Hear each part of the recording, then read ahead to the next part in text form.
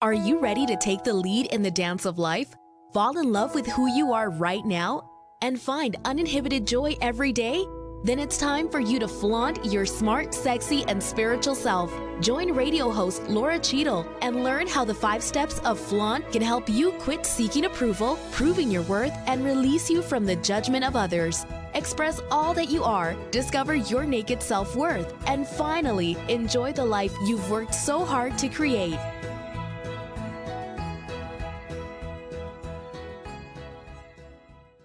Welcome to Flaunt, Build Your Dreams and Live Your Sparkle. I'm Lora Cheadle, and today we are going to talk about a lot of things that have to do with sparkle. For some people, having a spiritual connection makes them feel all alive and sparkly and magical. For some people, it's working out or being connected to nature, raising kids, playing with animals. There's so many different things that make us sparkle. But the truth of the matter is, oftentimes we kind of lose touch with that. Oftentimes we lose touch with what makes us happy, and we look around at everybody else around us and we're like, well, why are they so happy? And why do I not feel that connected and that great on the inside? And what can I do about it? Today's guest is Kim Stanwood Terranova, and she has been called so many different things over her life. Like me, she's a spiritual therapist and life coach. She's also had somebody call her a mind chiropractor, which I absolutely love, seeing that I'm a life choreographer. But no matter what anybody calls her or me or you or anybody, the truth of the matter is, inside, we are ourselves. And inside, our hearts sparkle. And they need to be seen and revealed and witnessed. And Kim is one of those magical humans that is gifted at walking with others and helping them to wake up to that inner greatness. So with that, welcome to the show, Kim. I'm so excited to play with you today. Laura, thank you for having me. I'm honored to say yes to your invitation, and I'm so happy to be right here with you. So thank you for the invite. I'm blessed. Oh, I am so glad. So tell us a little bit more about your journey, because to meet with you now, to read your book, to see, your blog, all of that stuff, people would think, well, Kim is just amazing and magical, and she always has been.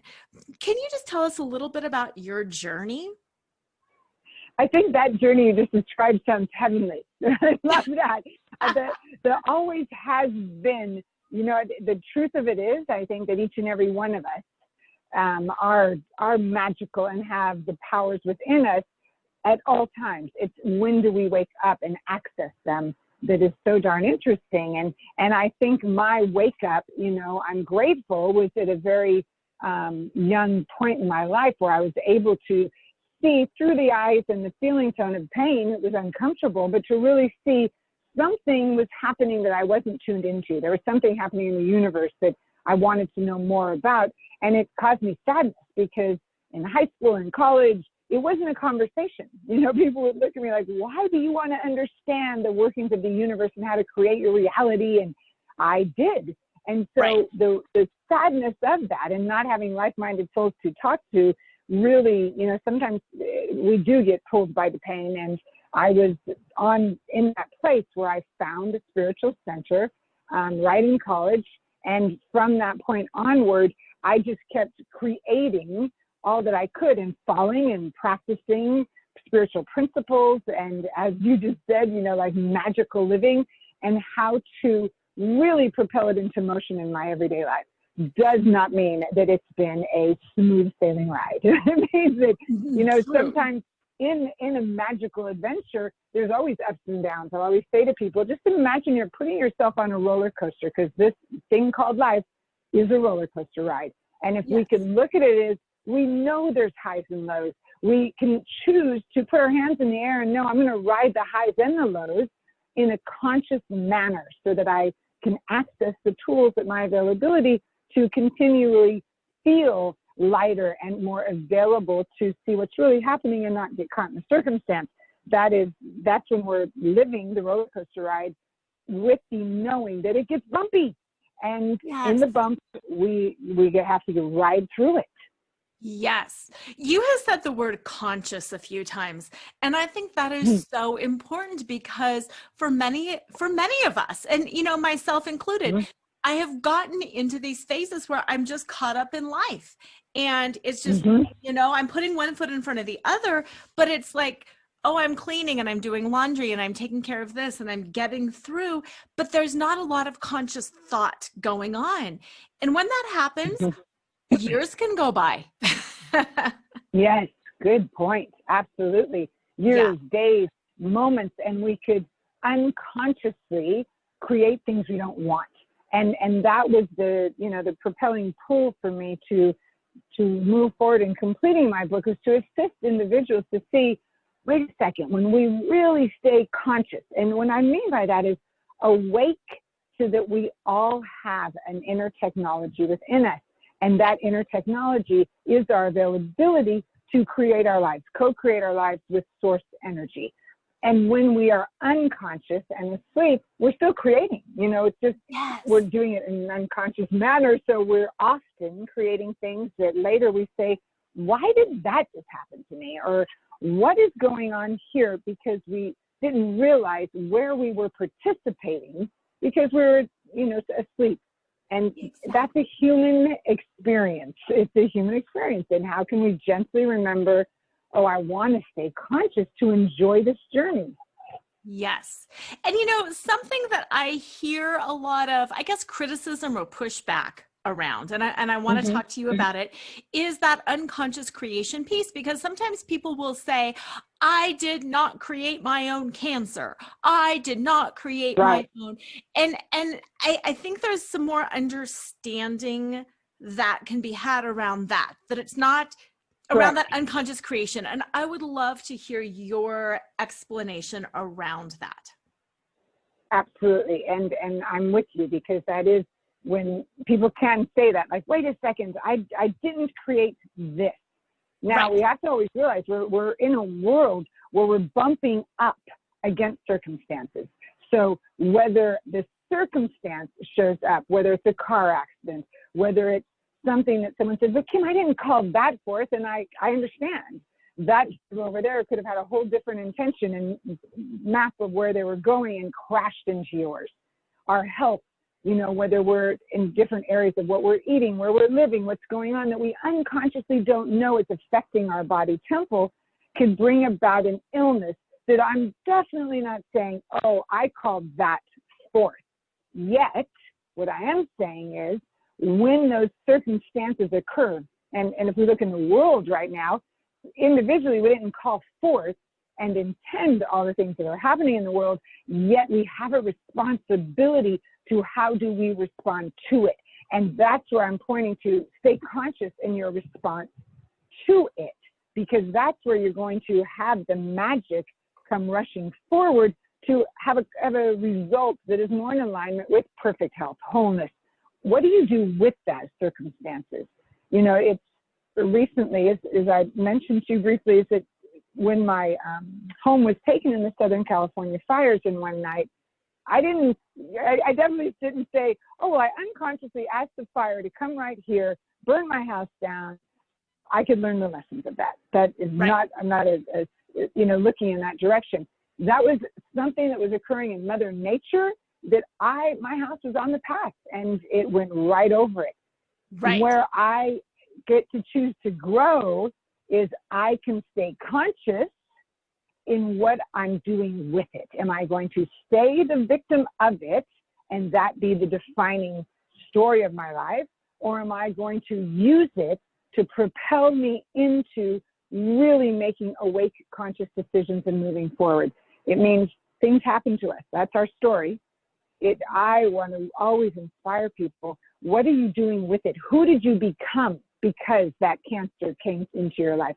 Who did you become because that accident went down? That's where we get to stay awake in choice, because otherwise we'll stay in the victim of, wait a minute, let's stay longer and why did it happen? Yes, absolutely.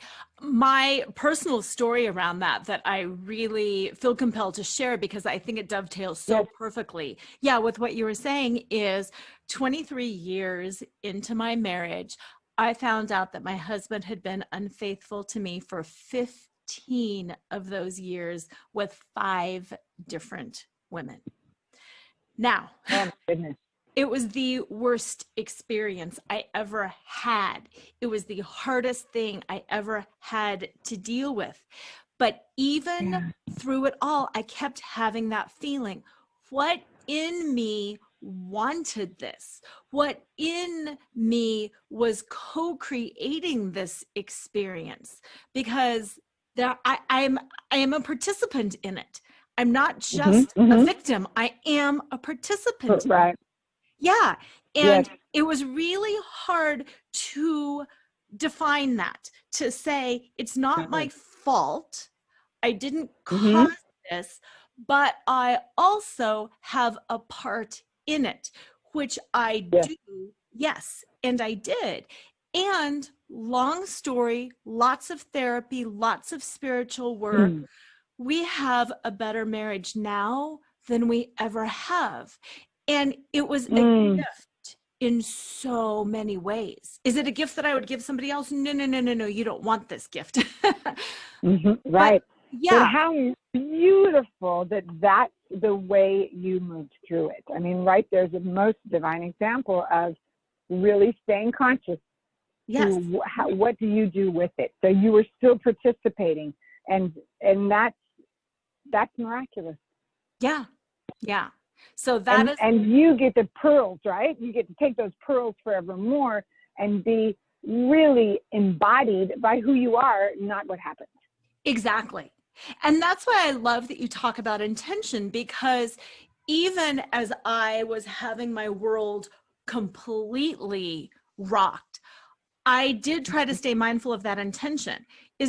Do I intend to have this ruin me? Do I intend to ruin other people? Or do I intend to grow? Do I intend to create something magical? And I fully believe whatever our intention is what will come forth. Absolutely. Oh my goodness. I wish you were right here so I could hug you with all that. Oh, thank you. That is brilliant. That is Well, so we'll do a virtual brilliant and inspiring. Yes, we'll do a virtual hug. I love that. Now, you also talk about intention in terms of technology, which appeals to me because as a former corporate attorney, I like technology, I like structure, and I like equal parts structure and magic.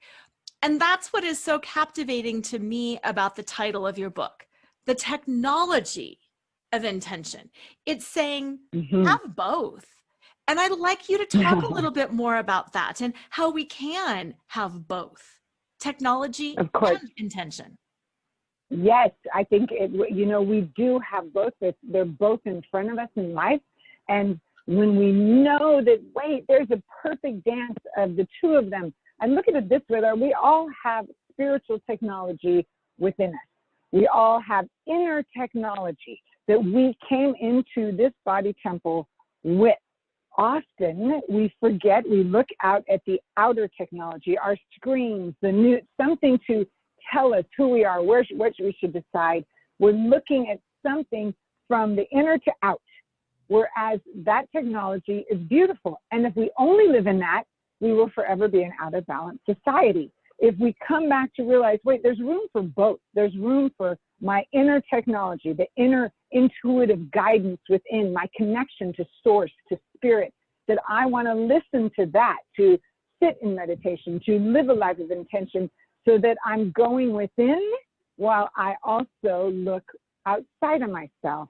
Because otherwise we're swinging too far on one side. We're saying, oh, this happened across the world, so that determines this for me, versus let me first sit, tap into my inner technology and know that even as I go to look at the news, I'm doing it consciously. So my intention is to gather information, to know where's my blessing to go across the world, or what is occurring that I get to come back to center and go to my inner technology again to know, now what is my choice to participate in that? Once we know that, we then move into, then what's the intention I create in that? My intention is to participate as a global citizen. Or my intention is to be so conscious and kind this day that I'm open and receptive to connect to, you know, who appears to be a stranger on my path. When we take the outer, comes back to the inner and balance that, it's all a balancing, then we're really living consciously and activating the power within to create circumstances outside of us that are life-changing. Wow.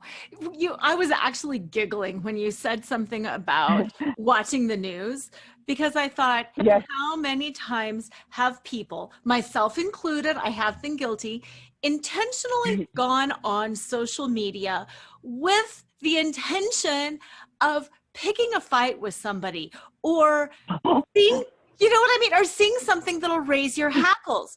Why do I go to inflammatory sites? That must be my intention. Well, you know what it is? I think it's human nature and then we add societal acceptance. So I don't even want to say societal pressure, but definitely societal acceptance.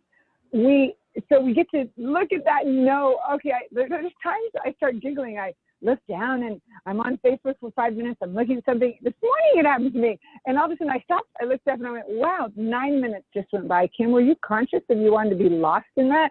Now, if I did, and then I could go say to myself, okay, so you had 9 minutes that you were observing this. I don't want to be hooked by it, but I can observe it.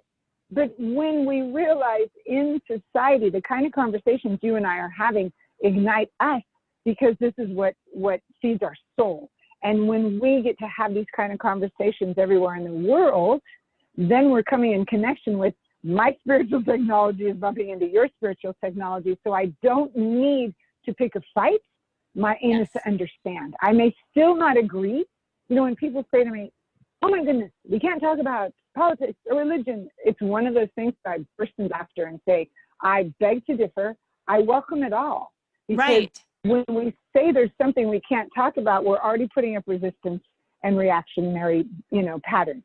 If we say to someone, can we could say, can we have a conversation here and not try to change one another, that we can share. I want to share with you how I feel and why I feel this way. And then I want to create as best as I can a place to listen of why you feel that way. Because when we have understanding, we then have compassion.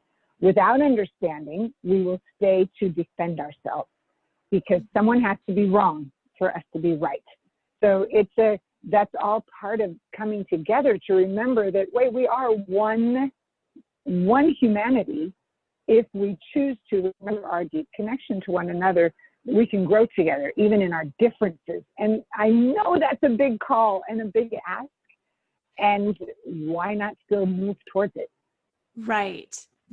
Because as long as we're moving towards it, we're moving towards peace. We're moving towards compassion. Even if we can't totally get there, it's going to help. Absolutely. Well, what happens is it then ignites, like say, we start this in our homes. We don't have to go out and save the world. We get to come in and be conscious of what world we're creating. So when we in our own homes, practice levels of understanding in places of disagreement, then we are assisting on the healing of the planet, because we're vibrationally saying, in this house, it's safe to have a deep conversation. I mean, imagine if we really started nurturing that in our homes, that we can look at our loved ones and say, in this home, it is safe for us to have a difficult conversation, because I'm still going to love you. And can we please do it where we both hear one another? And when we can do that, we're starting to bring tenderness into the world. I love all of that so much. And it makes me excited for the planet, for what can be created, because it is true that if I do it within my home, even part of the time, and you do it within your home, even part of the time, we have just consciousness, yeah, of those people in our home. And then all of those people can go out. And even if they do it part of the time, the Yes. ripples of good and compassion are huge. Yes, absolutely. Are absolutely huge. They're unlimited because we're energetic beings. So as we're holding the space of energy of love in our home, and then it rolls out into the next home and community, it's an inspiration of living an unlimited possibility. Instead of it can't be done, it's let's open our hearts and aim towards what's possible if we look that it can be done.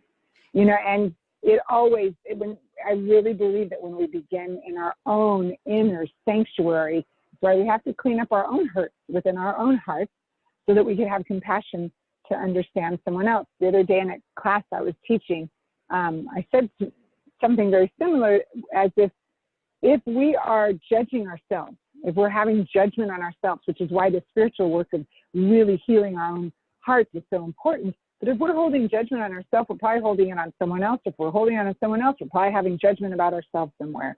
So anywhere there's judgment, there's a wave of judgment. So every practice, every time we sit to meditate, every time we sit to say a prayer, every time we set an intention before we walk into a full room of people to be present and connect with them, we have just done our inner work that impacts those that we walk with. That's how powerful we are. Yeah. And I really appreciate that you talk about power, because power is one of those things that for many people, especially for women, power becomes something bad. Oh, we don't want to be powerful. We want to be feminine. Oh, we don't want to be powerful. We want to be nurturing.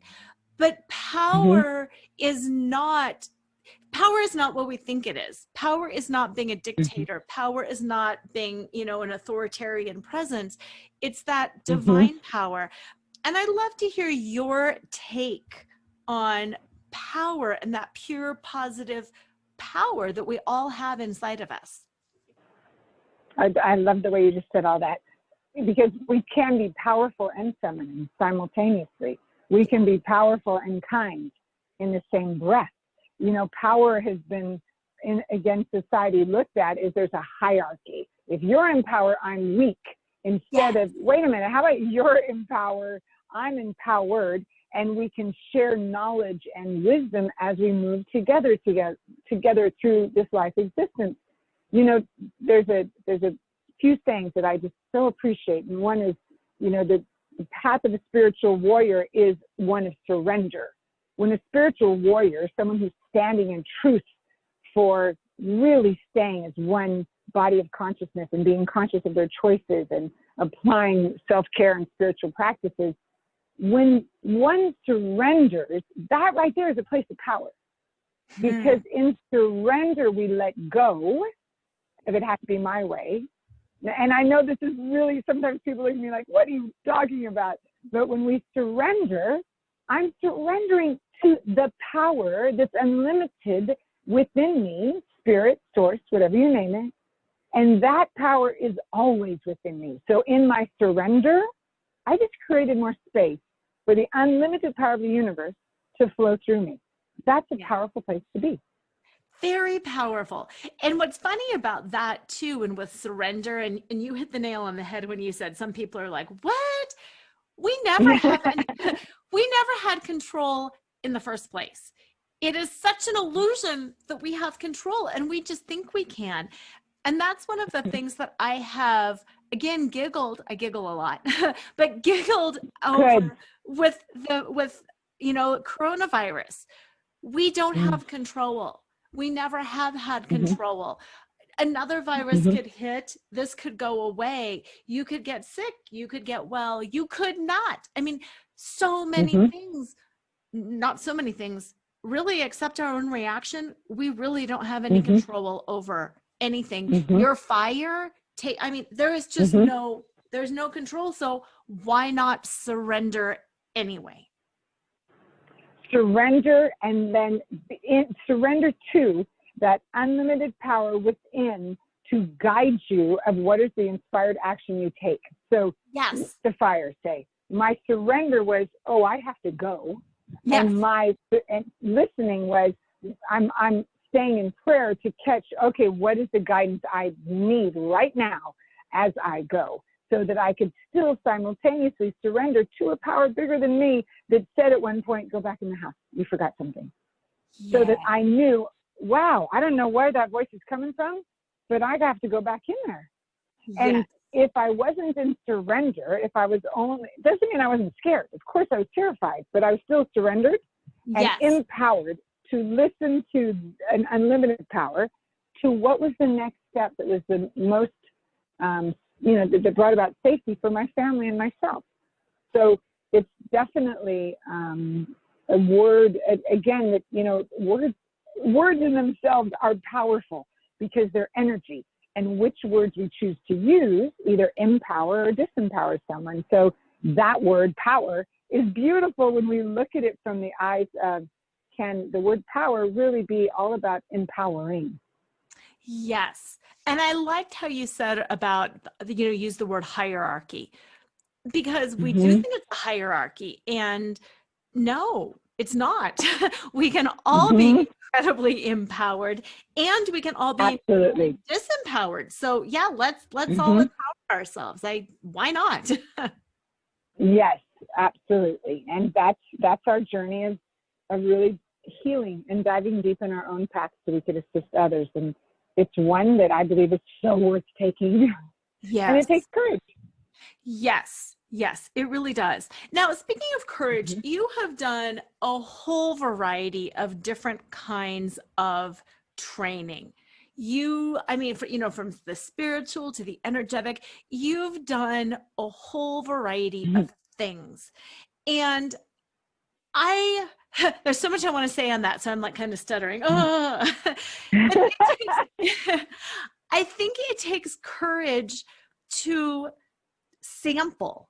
It takes courage to try those different things. It takes courage to say, I do or I don't have any preconceived notions about this, but I'm going to try it and see how it works for me. Yes. I didn't know if you had any, words of wisdom or stories to share on your journey on how you figured out, what do I want to study next? Why would I go from this class to this, certification to this teacher? How did you figure that out along the way? I've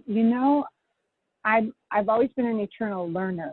I want to be learning until I take my very last breath. Yes. Like, learning for me is so expansive. And I know there's not just one path. So I love your question because it's jarring my memory. I'm going down memory lane as you're saying that. Okay. And I remember as a child, what frustrated me about religion is that I could see teachings of separation. I could see, oh, this one's right and this one's wrong. And yes. in that, I would be confused. Like I thought there's not just one path to God, spirit, whatever. So why can't we honor all individual paths is what I would think when I was growing up. Yes. So that created a place for me to understand. See, if we're open to be taught something, and I absolutely am, then in the being taught something, we can stand there and really think, okay, does this resonate with me? And we must always be in self-check. Does this fit for me, or how does this feel? So my desire to keep learning led me and to teachers who could support me best in my gifts to deliver. And I know that each and every one of us have our own gifts to deliver. So while we're staying in our practice, so my practice of intention and meditation and prayer and really diving deep and studying all sorts of great, teachers throughout history, then that led me to the next path I was supposed to go, because I was listening to Source guide me in that. It was never that I stood there and went, I think I'll choose that. It was more that something caught me. And my practice to stay centered keeps me available to catch when an insight comes to, oh, Kim, it's time to study this.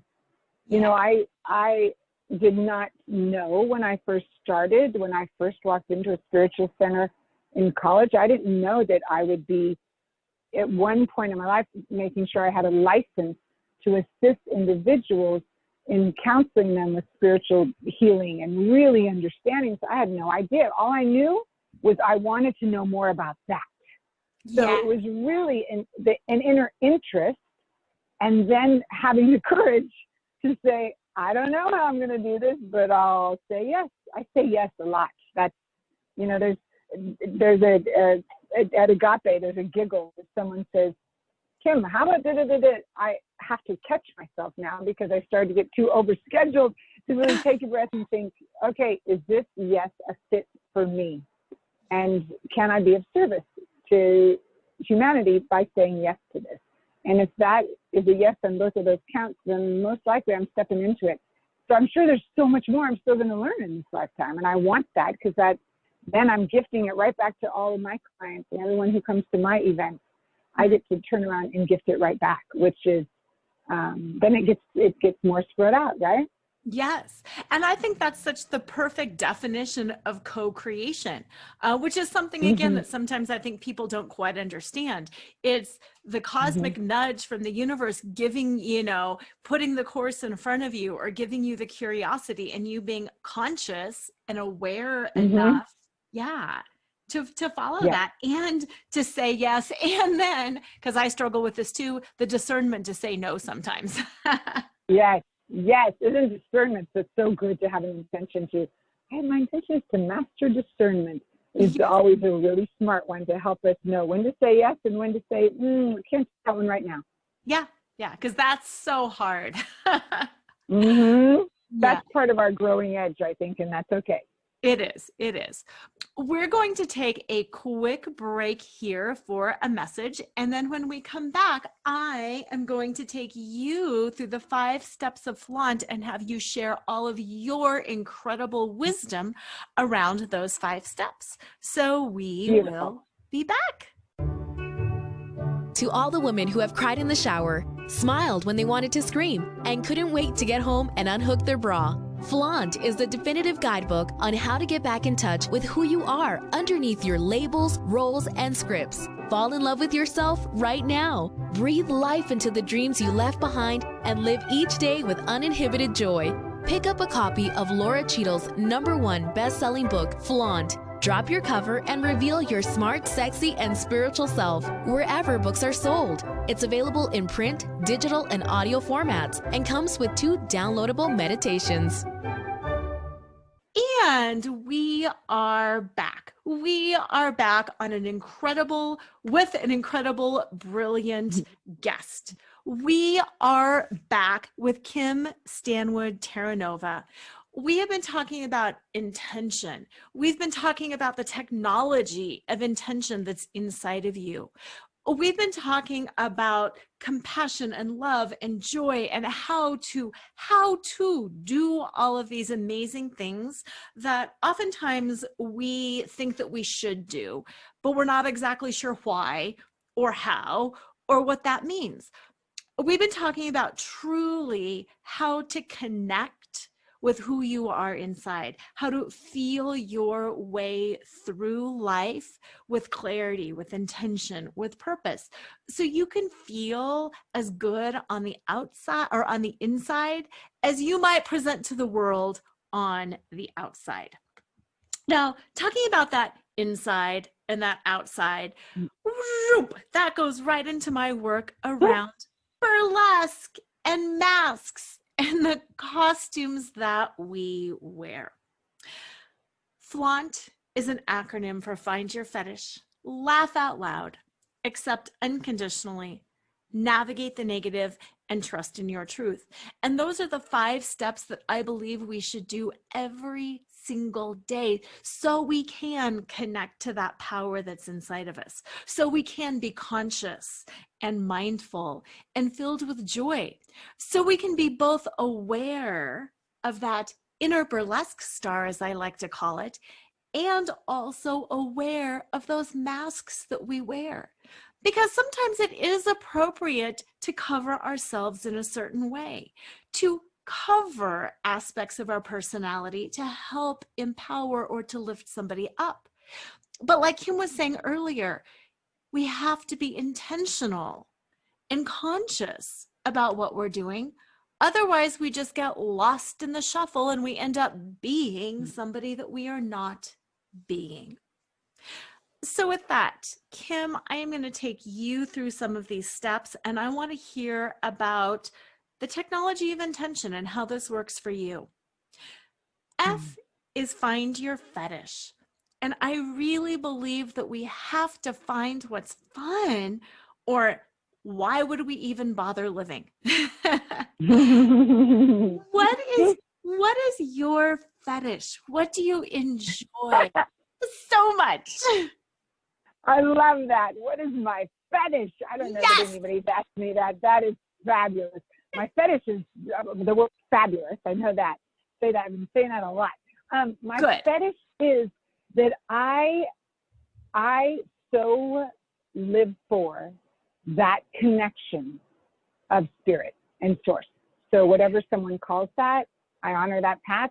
What for me, it is God, spirit, that connection that I am. Somebody asked me in an interview the other day, how does it land for you? Because you seem to channel things at times. And I said, well, I'm so interested in that. Like if I catch an insight and I go, just like when I made the reference for the house, the voice said, go back into the house right now. And there's a reason for that. That is my fetish, is I want my internal technology to be so clear that when spirit speaks to me, that I listen. So my fetish is keeping my channel clear and available, which is why spiritual practices are so important to me, so that I catch those insights. You know, I want to be wherever I'm at in the world. And if I'm to get a message, that I've got this instrument ready and available to hear it, that I don't miss it. I don't want to miss the messages. I don't want to miss the insights. So my fetish is being available to catch them all. Oh, that's brilliant. Because because life is this game. And when you have the technology working correctly and you can catch that, it makes everything more fun. And just like you were talking about, earlier with which classes, you know, if you're feeling a pull to this class or a pull to this certification or a pull to this book, that's your fetish and that's fun. And you know, it's going to make you better and it's going to make your clients better. And that's fun.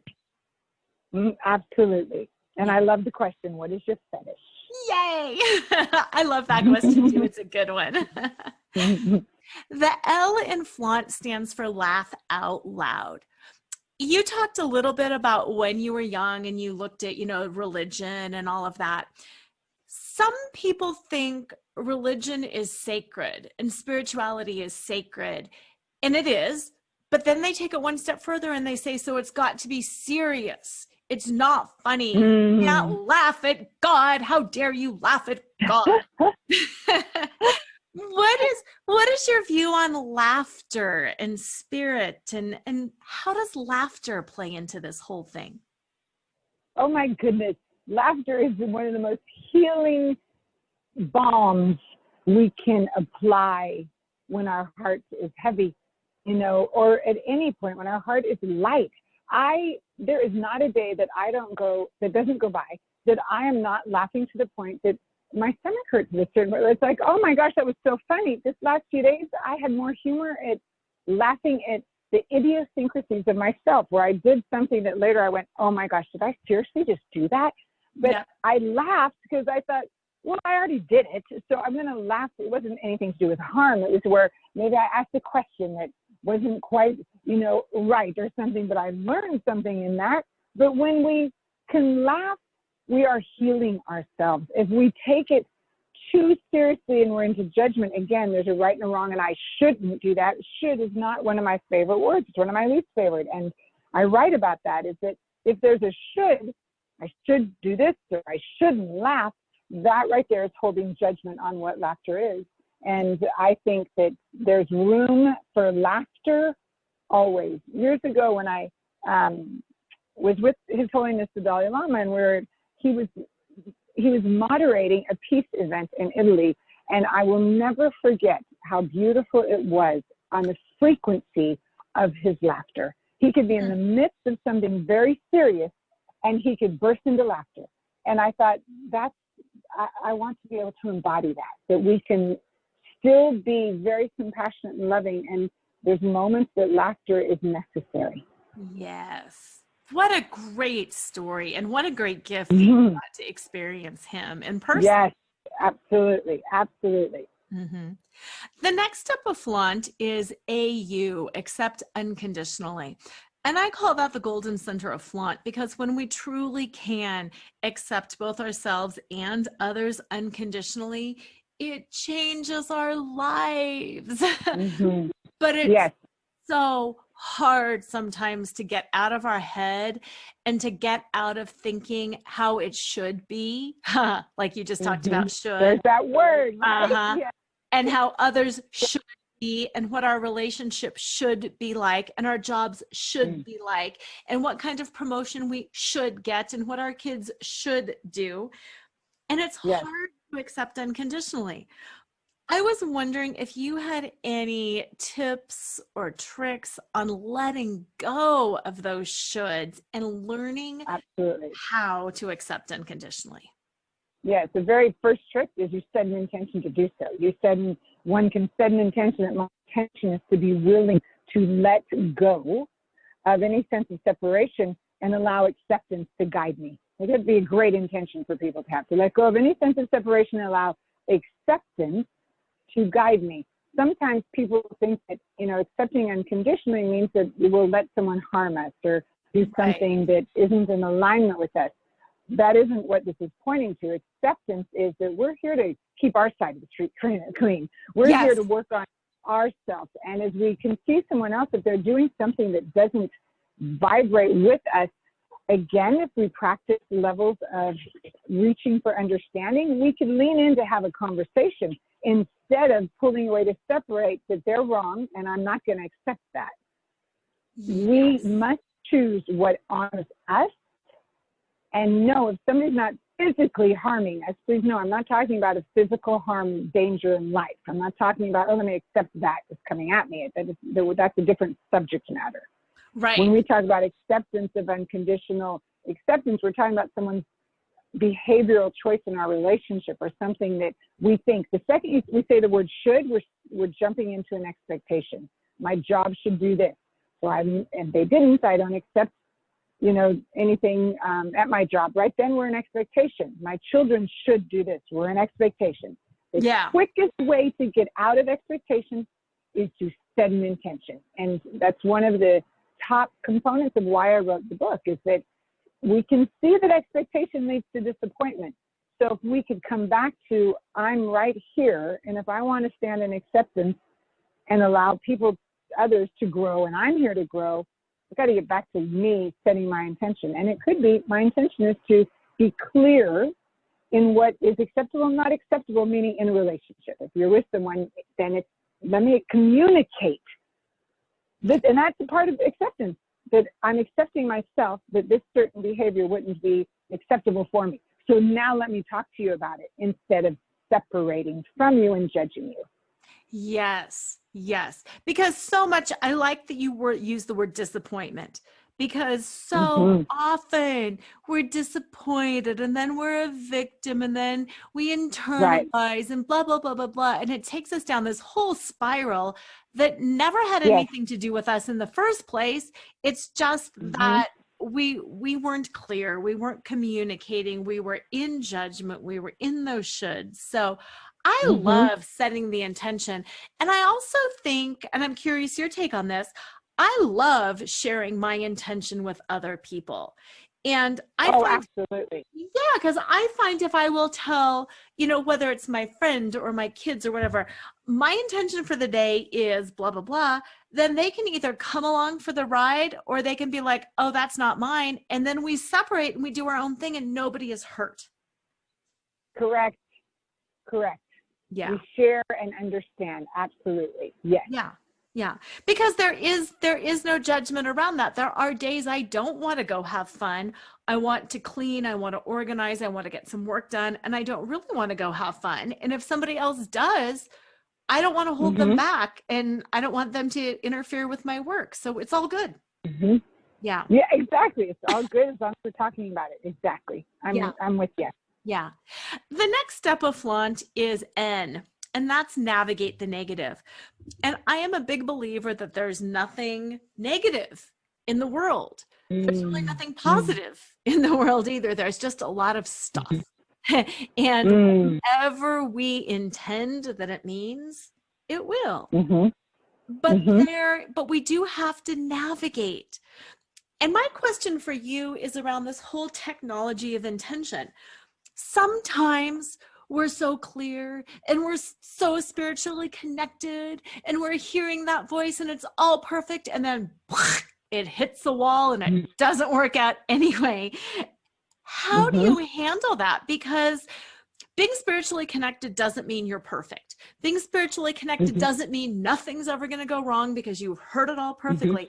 How do you deal with some of that disappointment or sadness when the technology of intention doesn't really work the way you think it should?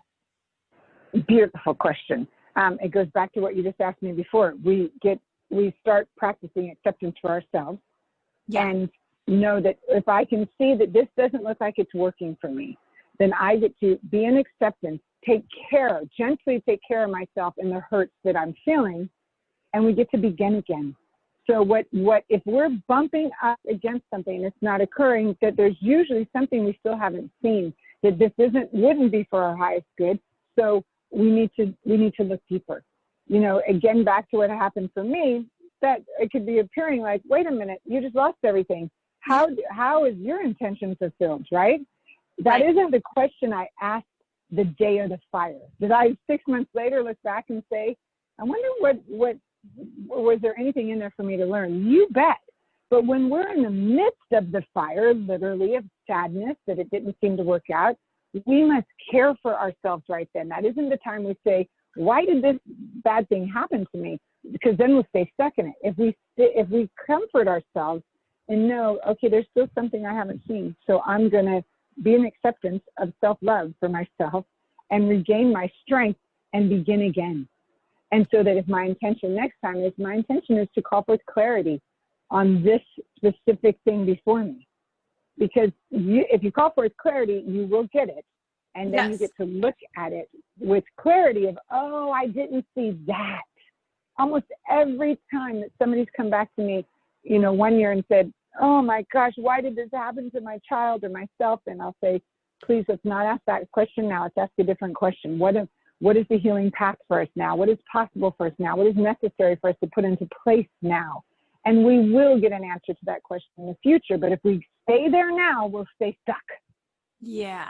So we have to practice the acceptance and gently heal and begin again and asking for clarity of what have I not seen that I'm willing to see now for this to come to fruition. I appreciate so much that you separate and give the timeline, because I want healing now. You know, I think that's so much. Sure. Yeah. So many of us who experience discomfort, I want healing now. I want the cancer healed now. I want the home fixed now. I want my marriage healed now. I want my raise now. I want it now. And it is hard to have perspective in the moment. And you talked about, comforting yourself.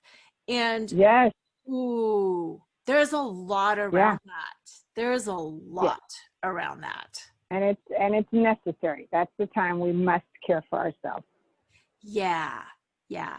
Do you think, in your experience, is it harder for women to care for themselves, do you think? Or is it just a personality thing? Interesting. Yeah. Interesting.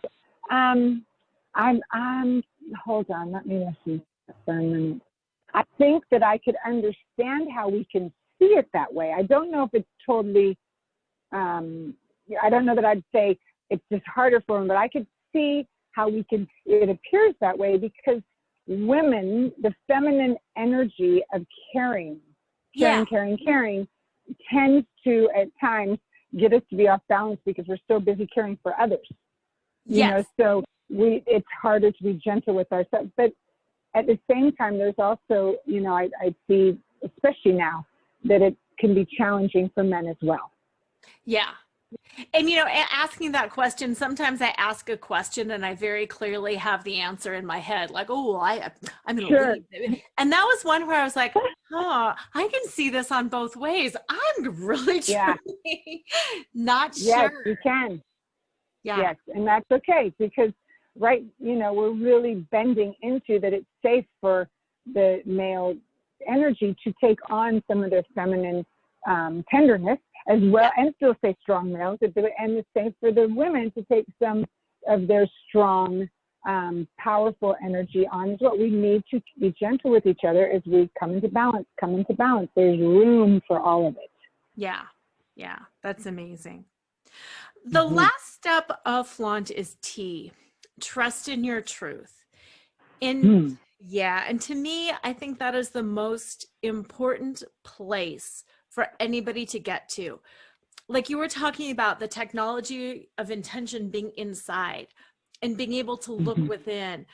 And I think that's the same thing as trusting in your truth. It's being able to look within and to be that clear channel and to hear and to feel and to know and to have the confidence that whatever happens, that truth is there. That inner voice is there. Yes. Yeah. This is a big question, I know, but what is your truth? What is the truth of Kim? It's actually, the beautiful part is it comes back to your first question.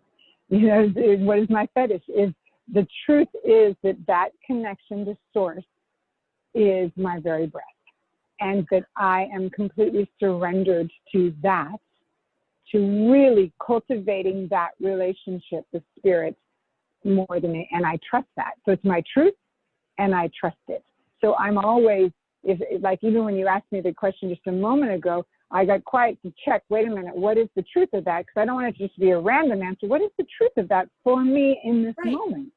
Now, a year from now, I'm going to know more. I'm going to experience more. It might be a slightly different answer, but the truth is really being authentic to myself and staying in my integrity to that authenticity, even when it's uncomfortable, even when it's uncomfortable, because sometimes, you know, I really love this, that Michael Bernard Beckwith, that is, you know, my teacher and has taught me so much, and I work with him all the time. And he said, sometimes standing in principle or truth is not always popular.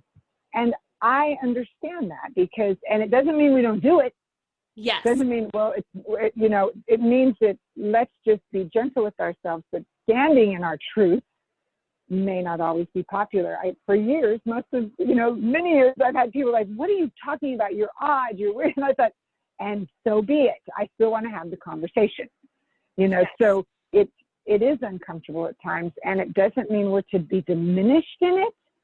Can we stand in our truth again without expectation and live our truth as it blesses humanity, not to live our truth to ever harm someone, live our truth truly living it and knowing that, let me live this, not just speak it. And I think that definitely is my truth as well, is to live what I study, not just know it. I think that's the difference between knowledge and wisdom, that we could know a lot, but if we're not living it, it's just a pretty batch of information. And I'd rather have it be worn out and tried and true and be wiser from it. Yes. I also appreciate what you said about it, you know, as you know more, your truth might evolve. Right now, I'm not sure, you know, when people will listen to this show into the future, because I'm sure they will. But right now we're dealing with a lot of riots and protests around race. And I have had some very uncomfortable moments looking at myself around that. Learning about microaggressions that I didn't know, learning about my privilege that I hadn't seen before. And it's uncomfortable. And you mentioned that. And I love it because I do feel like I stood in my truth back then, but I didn't know. And my truth is evolving and I'm better now, but I also know that 5 years, 10 years, however many years down the road, I will also know more, and I will look back on myself at this time and I will think, wow. Yeah. You were trying. Isn't that great? No. Yeah. It's great to know that right there is everything in front. That is acceptance unconditionally. That is standing in, your truth is that you will know more. I will know more. And all of us will, if we're committed to evolving and committed to growing, which means in evolving society, there's things we're going to have to let go of, and there's things we're going to have to practice, and that will look uncertain. Doesn't mean we still don't practice it. It's for the highest good of all concerned. Let's just keep heading in that direction. Yes, very well said. Kim, I have enjoyed our conversation thoroughly. Thank you. Yes, thank you for your time, for your energy, for your wisdom, for your insight. Where can listeners learn more about you and get a hold of your book? Oh, thank you. So you can find me at my website, which is kimstanwood.terranova.com. And there's a button there to click on to sign up for the ongoing newsletter that comes out even once a month, just with lots of information, of inspirational articles, as well as everywhere I'm speaking. And I'd love for people to sign up that way and to purchase the book, to go to Amazon and order The Technology of Intention, please. Perfect. Thank you so much. Like I said, I thoroughly enjoyed our conversation and your wisdom. And thank you from the bottom of my heart. Thank you. I'm so grateful to be here. And thank you for your questions and your insight and wisdom and all that you're bringing to the planet. I'm grateful to you. So thank you for including me on this journey. You are welcome. And listeners, I know that you have learned a lot. Let this process be gentle with yourself. Think, feel, intend. Reach out to Kim if you have any questions. And as usual, have an amazing week. And always remember to flaunt. Tune in next time to Flaunt. Build your dreams, live your sparkle with radio host Lora Cheadle every Wednesday at 7 a.m. and 7 p.m. Eastern Time on syndicated Dream Vision 7 radio network. Overcome the need to please and find the uninhibited joy of being exactly who you are right now. Come find your fetish, laugh out loud, accept unconditionally, navigate the negative, and trust in your truth. Find out more and get your free gift at LoraCheadle.com. That's LoraCheadle.com.